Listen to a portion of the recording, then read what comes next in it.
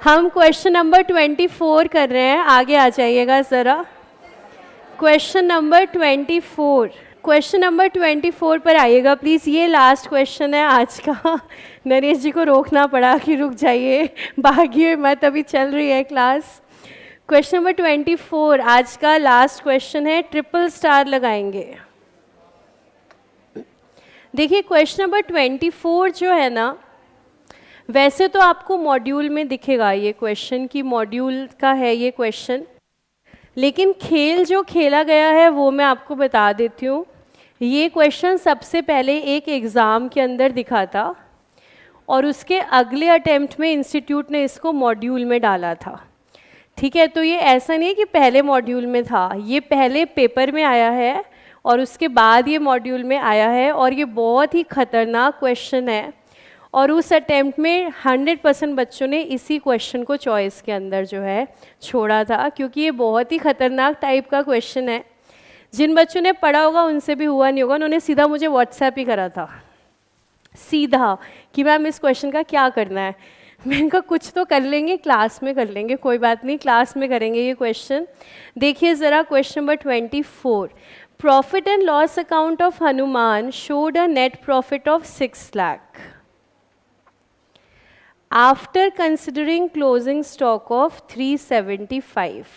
हनुमान जी का क्वेश्चन है, हनुमान जी ही मदद करेंगे इसको समझने में। ठीक है, तो अगर आपको समझ आ गया तो समझ जाना, हनुमान जी की कृपा से समझ आया। तो हमें क्या क्या गिवन है इस क्वेश्चन में? नेट प्रॉफिट दे रहे हैं, पता नहीं क्यों नेट प्रॉफिट दे रहे हैं 6 लाख का, और साथ ही साथ क्या कह रहे हैं, closing stock 375। Subsequently following information was obtained. हमारे पास कुछ इंफॉर्मेशन है और लास्ट में लिखा है calculate value of stock as on 31st March and adjusted net profit for the year. इसका मतलब ये जो दोनों वैल्यू हमें दी हैं दोनों ही कैसी हैं, गलत, दोनों ही गलत हैं। कह रहे हैं हमसे कुछ गलतियां हो गई हैं, आप ठीक कर दें और बताएं करेक्ट नेट प्रॉफिट क्या है और करेक्ट हमारा स्टॉक कितना है। देखिए नेट प्रॉफिट करेक्ट निकालने के लिए तो क्या बनाना पड़ेगा, P&L एडजस्टमेंट अकाउंट। आप जब भी नेट प्रॉफिट को करेक्ट करते हैं तो अकाउंट का नाम हो जाता है P&L एडजस्टमेंट। और स्टॉक को करेक्ट करना है उसके लिए बनानी पड़ेगी स्टेटमेंट। तो पहले ज़रा दोनों फॉर्मेट बनाते हैं हम, P&L adjustment account and statement showing correct inventory valuation.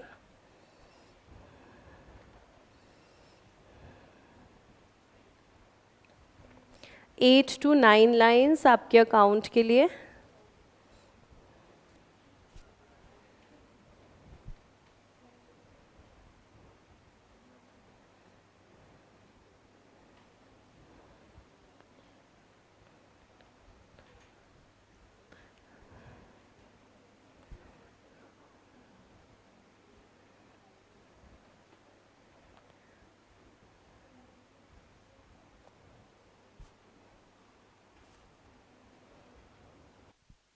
Start करेंगे हम गिवन नेट प्रॉफिट से 6 लाख, ब्रॉड डाउन करेंगे क्रेडिट साइड पर बाय नेट प्रॉफिट।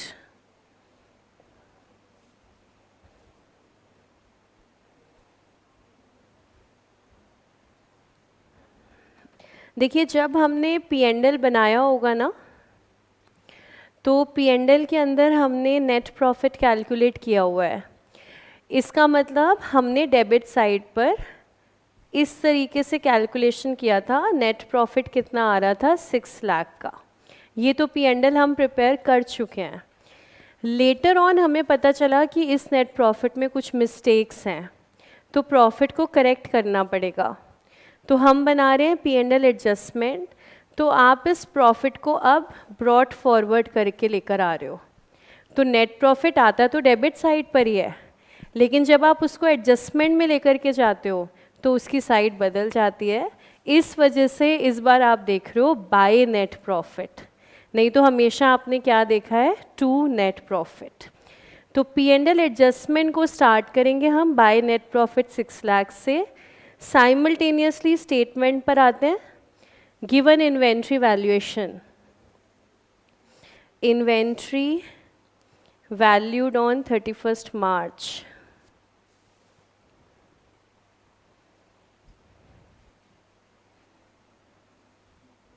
ब्रैकेट में गिवन अमाउंट है 375,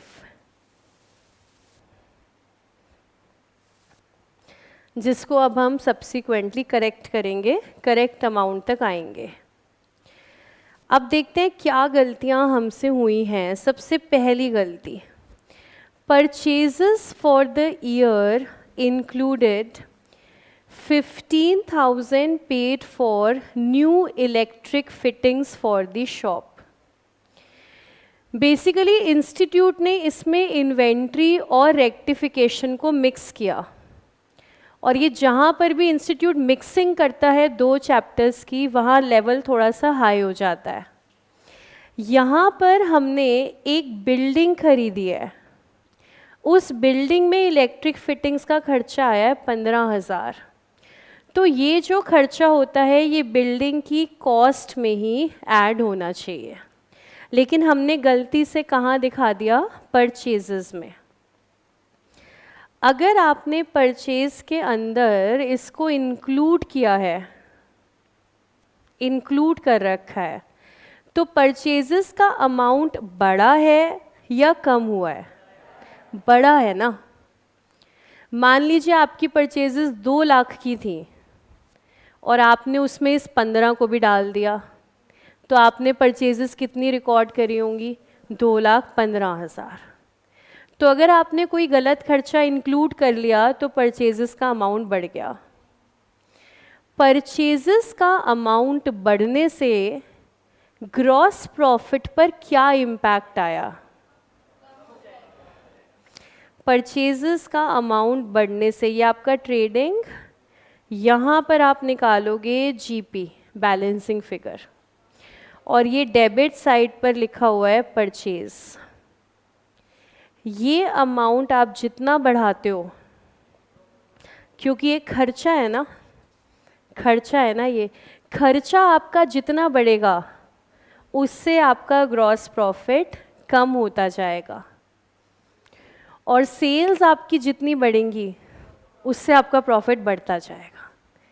तो आपकी क्रेडिट साइड अगर बढ़ती है तो आपके फेवर में है, जीपी बढ़ेगा. लेकिन अगर आपकी डेबिट साइड बढ़ती है तो आपका नुकसान है, जीपी फॉल करेगा. तो आपने 15,000 से परचेजेस ज़्यादा दिखा रखी हैं, इसका मतलब हमारा प्रॉफिट फॉल कर गया होगा. कितने से? 15,000 से. हमें अब करेक्शन करना है, यानी कि हमें हमारे प्रॉफिट को बढ़ाना पड़ेगा वापस से. कितने से बढ़ाना होगा? 15,000 से. तो बढ़ाना है तो कौन सी साइड पर? क्रेडिट साइड पर. क्रेडिट साइड पर प्रॉफिट बढ़ाना है क्रेडिट, घटाना है डेबिट. तो हमारे P&L एडजस्टमेंट अकाउंट की क्रेडिट साइड पर आएंगे. यहाँ पर हम लिखेंगे बाय इलेक्ट्रिक फिटिंग्स.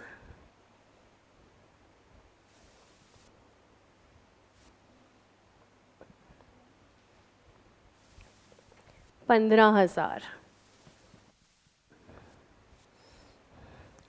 ये इलेक्ट्रिक फिटिंग्स की गलत एडजस्टमेंट की वजह से प्रॉफिट कम हुआ है, तो प्रॉफिट को वापस बढ़ाएंगे 15,000 से.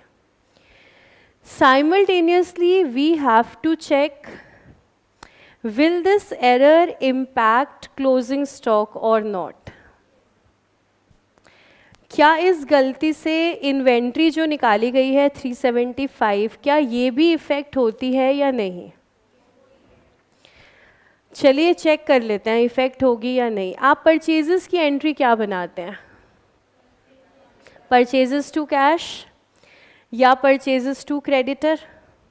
इसमें कहीं स्टॉक आया? स्टॉक नहीं आया. अच्छा, आपने बिल्डिंग पे खर्चा किया 15,000 का, तो एंट्री क्या बनाई होगी? Building debit to cash.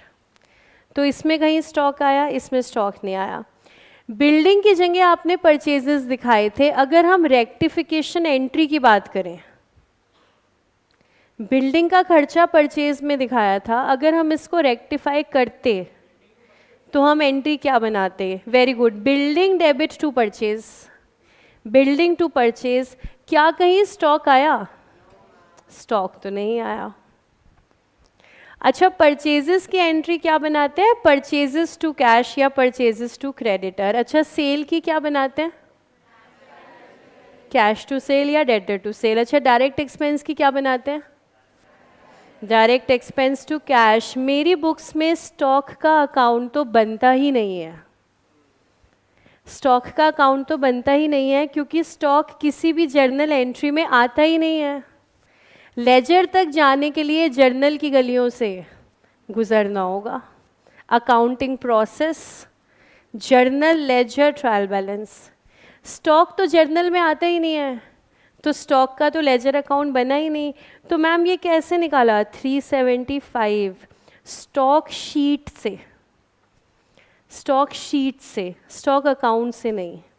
Sheet बना रखी है अलग से हमने कि कितना कितना सामान आया, कितना कितना सामान गया। वही शीट का आपने एक झलक देखी थी स्टॉक लेजर। वही शीट बनी हुई है हमारी कि कितना सामान आ रहा है, कितना जा रहा है, वहीं से लेकर के आ रहे हैं हम क्लोजिंग स्टॉक। क्या मेरे लेजर में कोई ऐसा अकाउंट है जिसका नाम है इन्वेंट्री अकाउंट? ऐसा नहीं है, ऐसा हो ही नहीं सकता। ऐसा इसलिए नहीं है क्योंकि किसी भी जर्नल एंट्री में इन्वेंट्री नहीं आती। इन्वेंट्री किसका रिजल्ट होता है? परचेज और सेल का। सामान आया, सामान गया, बचा हुआ क्या है? इन्वेंट्री। तो ना तो परचेज की एंट्री में इन्वेंट्री है, ना सेल की एंट्री में इन्वेंट्री है। इसका मतलब परचेज में गलती होने के बाद भी इन्वेंट्री पर इसका कोई इम्पैक्ट नहीं आएगा क्योंकि हमने बुक्स ऑफ अकाउंट से निकाला ही नहीं। हमने तो इसको कहाँ से निकाला था? स्टॉक शीट से। मतलब गोडाउन देखा होगा, सामान चेक किया होगा और वहाँ से वैल्यू लेकर के आए हैं 375 की। तो ये 15,000 की एरर का कोई भी इम्पैक्ट अभी 375 के ऊपर नहीं जाएगा। तो इसका रेक्टिफिकेशन सिर्फ इतना है कि प्रॉफिट को 15,000 से बढ़ा दिया जाए। देखिए फिर सेकंड देखते हैं क्या गलती हमसे हुई। Hanuman gave away goods valued at 40,000 as free samples for which no entry was made in the books of accounts. Goods मतलब जिसमें हम डील कर रहे हैं, जो हमारा सामान है। हमने वही सामान कैसे दे दिया? Free sample. Free sample. मुझे मुदित ने कहा कि मैम हमारा भी टेक्नोलॉजी का काम है, ये आपका पेन बड़ा अच्छा है, कितने का पड़ता है? मैंने कहा 6,000 का है ये एक पेन। कह रहे मैम एक बार आप मुझे दिखा सकते हो? मैं इसको दिखाऊंगा। क्या हम इसको अपनी फैक्ट्री में बना सकते हैं कम प्राइस पर? मैंने कहा ये ले मुदित, ले जाओ। अगर मैं भी इस पेन को बेचती हूँ तो इसको मैं क्या बोलूँगी? गुड्स, क्योंकि मैं इसकी सेल करती हूँ। मुझे सप्लायर कह रहा है कि हम कम प्राइस पे भी बना सकते हैं। मैंने कहा ये लो, ले जाओ सैंपल के लिए, देखो बना सकते हो कि नहीं। मैंने इसको दे दिया तो ये मेरी फैक्ट्री से तो चला गया। अब मेरी फैक्ट्री से चला गया तो टू इन्वेंट्री नहीं करते हम क्या करते हैं? To purchases. सामान बाहर गया तो टू परचेजेस, और वो जो सैंपल की वजह से हमने दिया उसको हम क्या करते हैं? डेबिट। दोनों कारण हो सकते हैं। यहाँ पर मैंने मुदित को दिया था कि भाई कॉस्टिंग चेक कर लो, तुम कुछ रिड्यूस कर सकते हो। जनरली हम इसको एडवर्टीजमेंट से लिंक करते हैं कि आपको सामान अपना बढ़ानी है, आपको सेल्स, तो आपने फ्री में दे दिए। जैसे मान लो अंशिका का बिजनेस है टॉफ़ीज़, कैंडीज़, चॉकलेट। ठीक है, मैं क्लास में पढ़ा रही थी, मुझे खांसी आ रही थी बारी बारी। ये क्लास के बाद आई पूरा कैंडीज़ का स्टॉक लेकर, कह रही मैम आप ये रखो मुंह में, बिल्कुल खांसी नहीं आएगी आपको। मैंने कहा अच्छा। कह रही मैम हमारे तो अलग अलग कैंडीज़ बनती हैं। मैंने कहा तो मैं कौन सी लूँ? कह रही मैम आप सारी रख लो, उसमें क्या है। मैंने कहा अच्छा, बहुत अच्छी बच्ची है ये तो। कह रही मैम चॉकलेट्स का भी है, ये देखो सारा बास्केट उठाकर चॉकलेट भी मुझे दे गई। मैंने कहा ये तो बहुत अच्छी बच्ची है, मुझे गिफ्ट दे गई। क्या अंशिका गिफ्ट कर रही थी मुझे?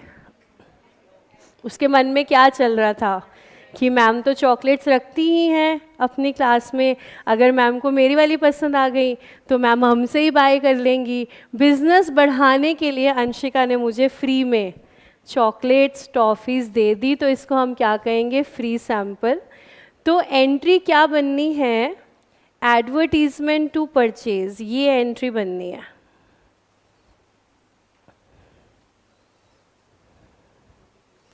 यहाँ पर सैंपल हैं 40,000 के, और हमसे मिस्टेक क्या हुई है, क्या हमने गलत एंट्री बना दी है? नहीं, हमसे क्या मिस्टेक हुई है, हमने इसको अभी रिकॉर्ड ही नहीं किया है, नो एंट्री वॉज मेड, हमने रिकॉर्ड करा ही नहीं इसको। तो ये इस टाइप की गलती तो आसान ही होती है कि हमने रिकॉर्ड ही नहीं किया ना, अब कर लेते हैं। लेकिन अब हमें रिकॉर्ड करते हुए इसका इम्पैक्ट चेक करना है प्रॉफिट के ऊपर। ये जो हमने इसको रिकॉर्ड नहीं किया, इसका इफ़ेक्ट प्रॉफिट पर क्या आया। देखो, एक तो हमने एडवर्टीजमेंट रिकॉर्ड नहीं करी, रिकॉर्ड कर लेते तो प्रॉफिट कम हो जाता, 40,000 की एडवर्टीजमेंट। अच्छा, हमने 40,000 की परचेज भी रिकॉर्ड नहीं करी हुई अभी तक, बाहर जा रहे हैं। अगर हम ये रिकॉर्ड करेंगे तो प्रॉफिट क्या होगा। देखो, अभी तक हमने परचेज को बढ़ा के दिखा रखा है, जबकि इसको माइनस करना चाहिए था 40,000 से। अभी हमने बढ़ा रखा है तो प्रॉफिट बढ़ा हुआ है, यानी कि माइनस करना पड़ेगा। मतलब एक साइड तो चलते हैं हम हमारे P&L एडजस्टमेंट की डेबिट साइड पर। हमने एडवर्टीजमेंट रिकॉर्ड नहीं किया, पहले तो वो रिकॉर्ड करेंगे। तो डेबिट साइड पर टू एडवर्टीजमेंट,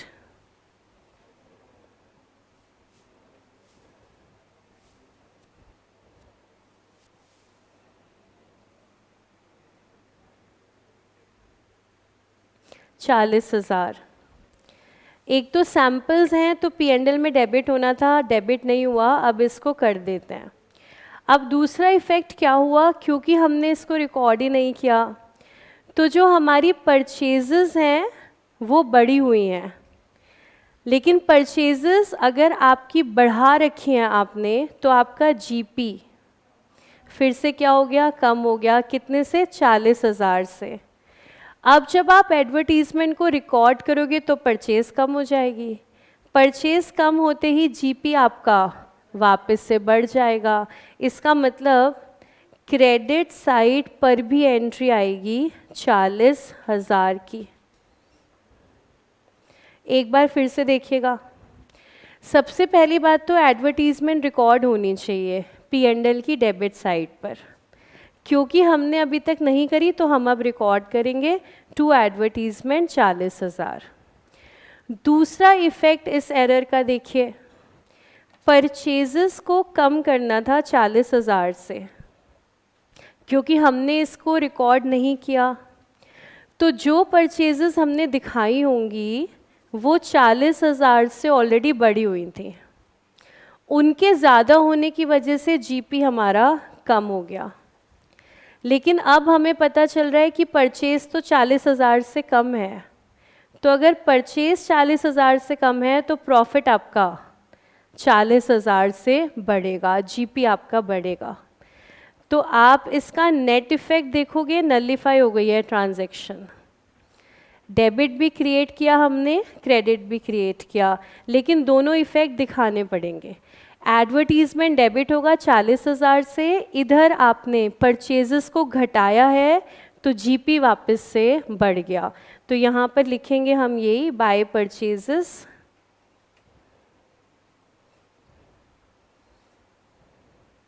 परचेजेस को हमने बढ़ा दिया है, सॉरी परचेजेस को हमने घटा दिया है, जिसकी वजह से GP हमारा बढ़ गया। फिर से रिपीट करूं, समझ में आ गई बात, आगे चलते हैं।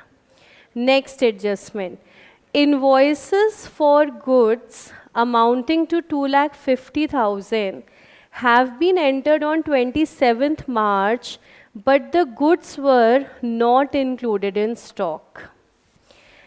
कह रहे हैं हमारे पास इनवॉइस तो आ गया था 2.5 लाख का, 27 मार्च को हमने सामान खरीदा, हम सामान खरीद के लाए, 2.5 लाख की पेमेंट हमने कर दी, लेकिन गोडाउन में सामान नहीं आया था, इसलिए goods were not included in stock.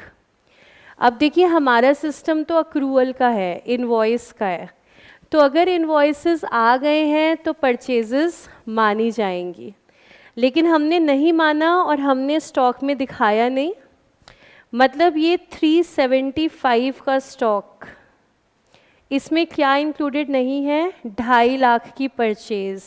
तो अब क्या करेंगे, अब इसको इंक्लूड करना पड़ेगा क्योंकि ये हमारी परचेज है, तो 2.5 लाख से स्टॉक की वैल्यू बढ़नी चाहिए।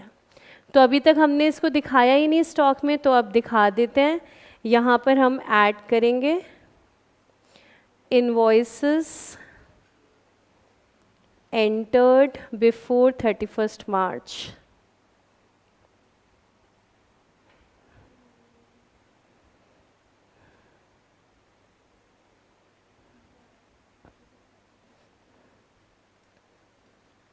अगर आपके पास बिल आ गया है तो वो आपका स्टॉक है, भले ही डिलीवरी अभी नहीं आई है। अगर क्वेश्चन स्पेसिफाई करता है कि हम तो डिलीवरी के बेसिस पर ही अकाउंटिंग करते हैं, तो डिफरेंट मैटर है।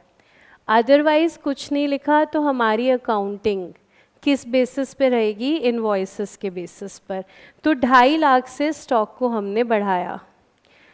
अब देखो मैंने वो जो प्रॉफिट निकाला था 6 लाख का, जो पहले से मैंने निकाला था, उस प्रॉफिट को निकालते समय मैंने क्लोजिंग स्टॉक कितना कंसिडर किया था, 375, उससे मैंने प्रॉफिट निकाला था। लेकिन अब मुझे पता चला कि मेरा तो क्लोजिंग स्टॉक ही 2.5 लाख से बढ़ गया है।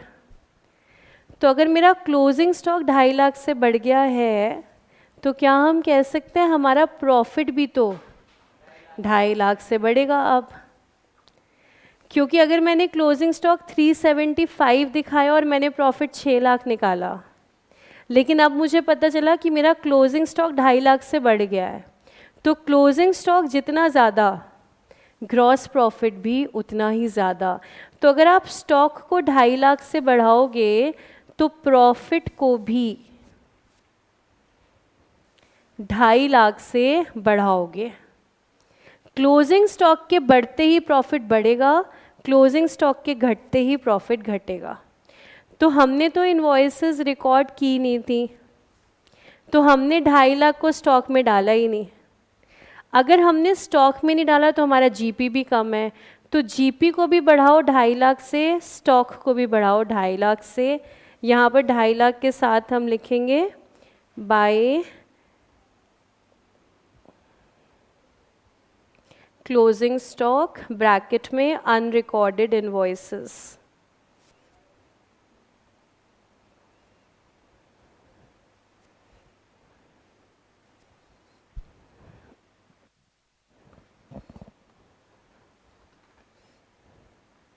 मतलब ये सीधा क्वेश्चन तो हैंडल नहीं हो सकता, वो तो चॉइस में निकालना ही पड़ेगा।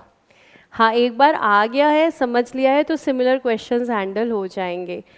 तो आपको ये बात तो मैंने पहले भी बताई होगी कि कोई भी एक सब्जेक्ट जो है वो तो पेपर में अटकता ही अटकता है, और अकाउंट्स बहुत टाइम से अटका नहीं है, बहुत टाइम से अटका नहीं है, तो कभी भी नंबर लग सकता है अकाउंट्स का।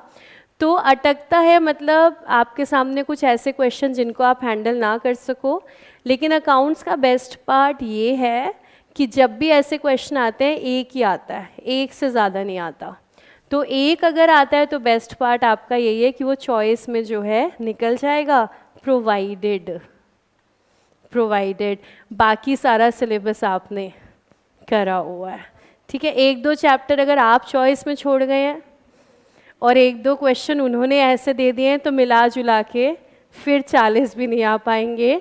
तो हमें अगर हैंडल करने हैं बाउंसर्स तो उसकी एक ही स्ट्रैटेजी है कि हमारा सिलेबस हमें 100% आता हो, ताकि हमें और कुछ छोड़ना ना पड़े, और अगर ऐसा क्वेश्चन आए तो हम उसको छोड़ दें। क्योंकि ये तो आप खुद भी देखेंगे ना, ये हैंडल नहीं हो सकता सीधा डायरेक्ट। कभी कभी ऐसा होता है कि कोई ऐसा क्वेश्चन हो कि हमें लगे कि हाँ बच्चा बिल्कुल ही नहीं कर पाएगा पेपर में खुद से, कभी कभार होता है, पर हमें क्या पता कि आपके अटेम्प्ट में ही मान लो ऐसा हो जाए, क्या कह सकते हैं, वो तो जब पेपर आएगा तभी पता चलेगा। इसलिए कहते हैं ना, होप फॉर द बेस्ट, कि हमारे अटेम्प्ट में तो नहीं होगा, hope for the best but prepare for the worst, कि अगर हो भी गया तो चल कोई बात नहीं, एक ही होगा, चॉइस में हम उसको निकाल देंगे। लेकिन मुझे लगता है अभी तक समझ तो आ रहे हैं आपको सारे पॉइंट्स। तो अगर 2.5 लाख से हमने स्टॉक बढ़ाया तो 2.5 लाख से प्रॉफिट भी हमारा बढ़ गया। अगला पॉइंट देखते हैं, चलो आप खुद कोशिश करके देखो समझ सकते हो या नहीं। इन March 22 goods of 2 lakh sold and delivered were taken in sales for April। कह रहे हैं मार्च में हमने 2 लाख का सामान बेचा, इनवॉइस भी गया और डिलीवरी भी हो गई, उसका कोई इशू नहीं है, सामान डिलीवर भी हो गया, लेकिन हमने गलती से उसे कौन से महीने की सेल दिखा दिया, अप्रैल की, जबकि ये सेल कौन से महीने की है, मार्च की। अब बताओ इसका क्या करें, क्या इसका कोई इम्पैक्ट नेट प्रॉफिट पर आएगा? आएगा। सेल हमने रिकॉर्ड नहीं करी तो हमारा प्रॉफिट कम हो गया होगा ना, हमारी तो सेल थी 2 लाख की, हमने रिकॉर्ड ही नहीं करी, हमने इसे अप्रैल में डाल रखा है, तो अगर हम इसको अब रिकॉर्ड कर लें तो हमारा प्रॉफिट बढ़ जाएगा। तो कौन सी साइड पे रिकॉर्ड करना है, क्रेडिट साइड पर। ये तो खुद से समझ में आया, सेल है, रिकॉर्ड नहीं करी, अब रिकॉर्ड करते हैं, तो कौन सी साइड पे रिकॉर्ड करेंगे, क्रेडिट साइड पर। तो क्रेडिट साइड पर जाकर के बाय सेल्स अनरिकॉर्डेड,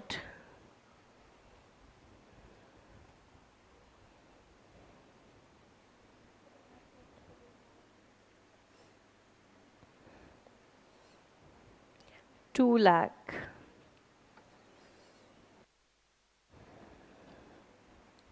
अब आपने थोड़ा सा सोचना है कि क्या इसका इम्पैक्ट स्टॉक पे जाएगा कि नहीं जाएगा। यहाँ गलती कर दी आपने, देखिए डिलीवर हो चुका है सामान, डिलीवर हो चुका है और हम स्टॉक को लेकर के आए हैं गोडाउन से, तो यानी कि स्टॉक इज़ करेक्ट।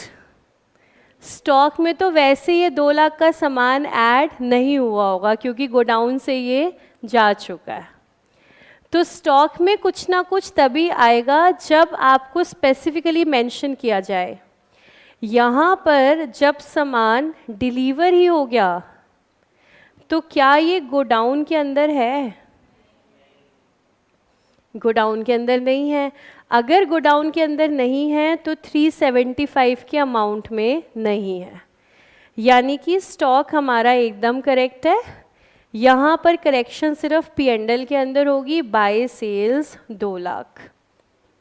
बोलो क्या हम साथ साथ हैं या हम आपके हैं कौन? साथ साथ, हाँ जी हाँ जी। नहीं देखिए, हम तो स्टॉक को लेकर के आए हैं गोडाउन से, क्योंकि हमने लेजर अकाउंट तो बनाया नहीं, हमने तो स्टॉक शीट बनाई है। स्टॉक शीट कहाँ से आ रही है? गोडाउन से। जब मैंने गोडाउन में काउंटिंग की होगी, जब गोडाउन में काउंटिंग की होगी तो क्या ये यूनिट्स आई होंगी? नहीं आई होंगी ना, क्योंकि गोडाउन में है ही नहीं। यानी कि हमने स्टॉक में पहले से ही सेल कंसिडर करा हुआ है, बुक्स में करना रह गया। तो आप सिर्फ क्या करोगे, P&L में जाके क्रेडिट साइड पर 2 लाख प्लस। अब बोलो हम साथ साथ हैं कि हम आपके हैं कौन? साथ साथ हैं, शुक्र है। चलिए आगे आ जाते हैं, नेक्स्ट एडजस्टमेंट। अरे ये देखो लास्ट पर आ गए हम, अब तो क्या ही बचा है, लास्ट आ गई। Goods costing 75,000 sent on sale और रिटर्न, मतलब sale on approval at a margin of 1/3 on cost. Approval was given in April, but they were taken as sales for March. देखो पॉइंट नंबर 4 में क्या था, मार्च की cell थी, हमने अप्रैल में दिखाई तो हमने प्रॉफिट को बढ़ाया। पॉइंट नंबर 5 कह रहा है अप्रैल की सेल है और हमने गलती से कहाँ दिखा दिया, मार्च में। ये सामान अप्रूव हुआ अप्रैल में और हमने सेल दिखा दी मार्च की, तो प्रॉफिट को क्या करना पड़ेगा? कम। ये हमारी सेल है ही नहीं लेकिन हमने दिखा दी, तो अगर आपने गलत सेल दिखाई है, अब रेक्टिफाई करोगे तो प्रॉफिट को क्या करोगे? कम करोगे। तो आ जाते हैं डेबिट साइड पर। फिर से लिखेंगे 2 सेल्स wrongly recorded।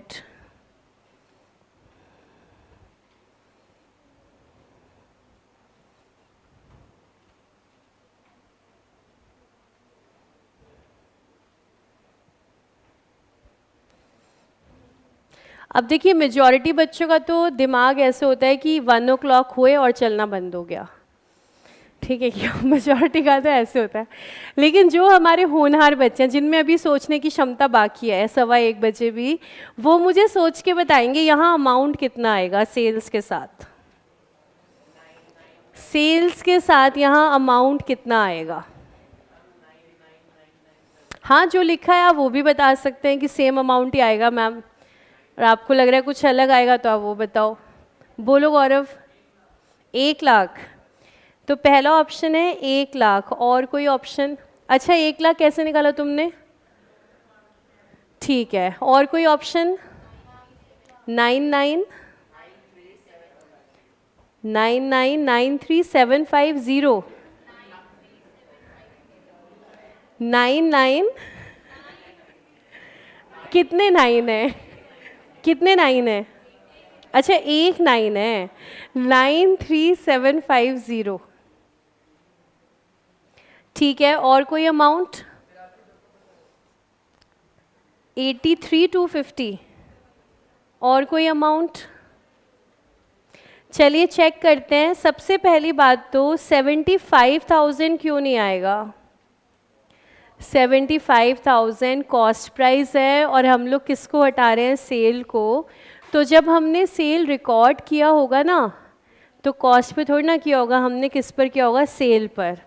तो मुझे 75,000 के कॉस्ट को कहाँ पे ले जाना पड़ेगा? सेल प्राइस पर। कॉस्ट से अगर सेल पर जाना है तो ऐड करेंगे मार्जिन। कॉस्ट में ऐड कर रहे हो तो मार्जिन भी किसका होना चाहिए? कॉस्ट का। तो आपको मार्जिन दिया हुआ है 33 1/3 ऑन कॉस्ट। तो 33 1/3 का मतलब क्या होता है? 1/3। तो इसमें ऐड कर दिया 1/3। तो 75 + 1/3 25। तो आपकी सेल्स कितनी? 1 लाख। हाँ बिल्कुल, बड़ी स्माइल गौरव के चेहरे पर आ गई है कि बिल्कुल सही मेरा जवाब था। तो 1 लाख के अमाउंट से हम यहाँ पर सेल्स को रिकॉर्ड करेंगे। ये 999 वाले क्या कर रहे थे यहाँ पर? कैसे निकाला तुम लोगों ने? क्या किया था? अच्छा, वो वहाँ से तुम्हारा पॉइंट चल रहा था। नहीं, लेकिन ये जिसने आंसर दिया है मुझे 93750 कैसे निकाला? हाँ, तो 1/4 नहीं करना क्योंकि वो मार्जिन किस पर है? सेल पर। आप जब कॉस्ट में ऐड कर रहे हो तो क्या ऐड करोगे? कॉस्ट का मार्जिन। तो यहाँ पर अमाउंट आएगा 1 लाख। और वैसे तो वर्किंग नोट में लिखेंगे, अभी आप यहीं पर लिख लो 75,000 + 1/3।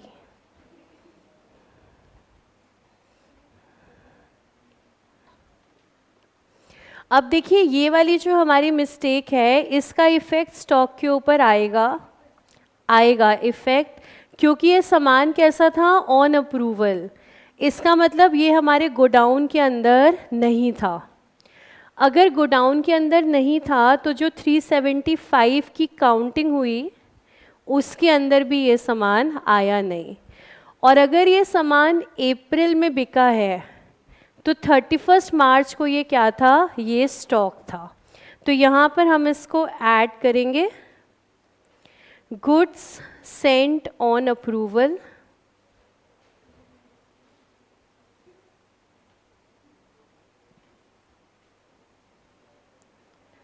सोल्ड इन अप्रैल।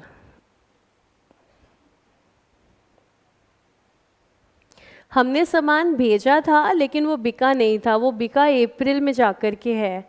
इसका मतलब मार्च में वो क्या है? वो आज भी स्टॉक है। इसको ऐड करेंगे।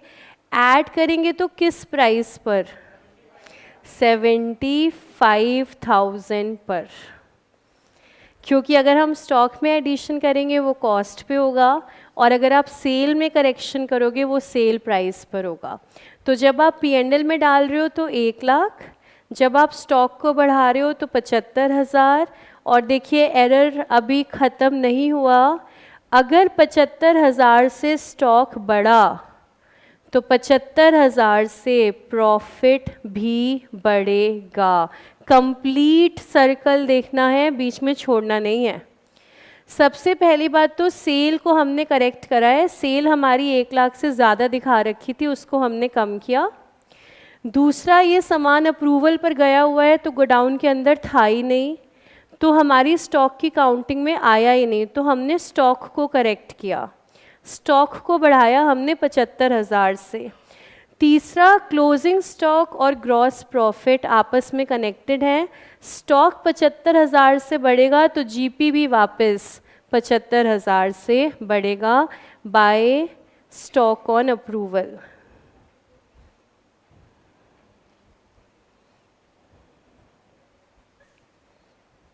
अब जाकर के हमारी रेक्टिफिकेशन कंप्लीट हुई है। अब समझ में आएगा नेट प्रॉफिट या फिर net loss.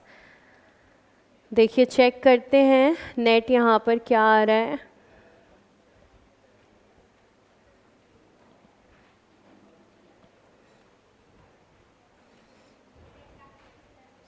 $10,40,000 to net profit 10,40,000।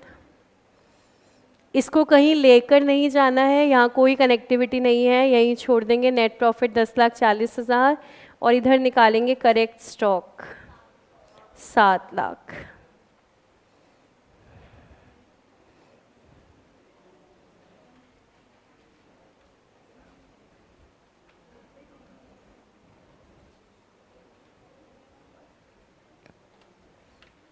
तो देखो पहली बार आता तो आप हैंडल नहीं कर पाते, लेकिन अब आपने इस क्वेश्चन को छोड़ना नहीं है, क्योंकि ये हर एमटीपी के अंदर रिपीट हो रहा है, हर एमटीपी के अंदर ये किसी भी समय पेपर के अंदर दर्शन देगा आपको, तो इसको अच्छे से जो है समझ लीजिएगा, ठीक है। चलिए, thank you so much and keep smiling.